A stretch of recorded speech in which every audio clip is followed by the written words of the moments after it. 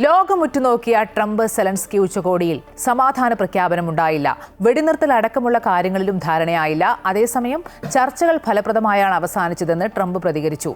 സമാധാന ശ്രമങ്ങൾക്ക് സെലൻസ്കി നന്ദി അറിയിക്കുകയും ചെയ്തു. റഷ്യയുമായി സമാധാന കരാറിന് യുക്രൈൻ പ്രസിഡന്റ് വ്ളാഡിമിർ സെലൻസ്കിയും അമേരിക്കൻ പ്രസിഡന്റ് ഡൊണാൾഡ് ട്രംപുമായി നടത്തിയ ഉച്ചകോടി പ്രഖ്യാപനങ്ങളില്ലാതെ അവസാനിച്ചു. എന്നാൽ യുക്രൈന് ഭാവിയിൽ സുരക്ഷാ ഉറപ്പ് നൽകാൻ ധാരണയായി.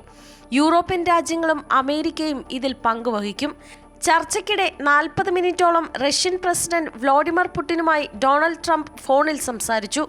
ഭൂമി വിട്ടുകൊടുക്കൽ അടക്കമുള്ള കാര്യങ്ങൾ പരിഹരിക്കുന്നതിന്റെ ഭാഗമായി സെലൻസ്കി പുടിൻ നേർക്കുനേർ കൂടിക്കാഴ്ച ഒരുക്കുമെന്ന് ട്രംപ് അറിയിച്ചു. വേദി പിന്നീട് തീരുമാനിക്കും. റഷ്യ ഉക്രൈൻ നേർക്കുനേർ ചർച്ചയെന്ന ആശയത്തെ പുടിൻ അംഗീകരിച്ചെന്ന് നേതാക്കൾ വ്യക്തമാക്കി. ഉപാധികളില്ലാതെ ചർച്ചയ്ക്ക് തയ്യാറെന്ന് സെലൻസ്കിയും അറിയിച്ചു.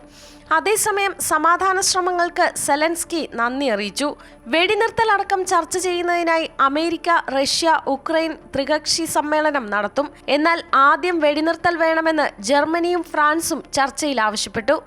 French president Emmanuel Macron, British പ്രധാനമന്ത്രി കെയർ സ്റ്റാമർ ഉൾപ്പെടെയുള്ള ലോക നേതാക്കളും ചർച്ചയിൽ പങ്കെടുത്തു. യുക്രൈനുമായുള്ള യുദ്ധം അവസാനിപ്പിക്കുന്നതിനായി അലാസ്കയിൽ നടന്ന പുടിൻ ട്രംപ് ഉച്ചകോടിക്ക് ശേഷമാണ് ട്രംപ് സെലൻസ്കി കൂടിക്കാഴ്ച നടന്നത്.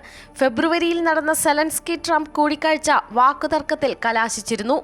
International desk, Amrita TV.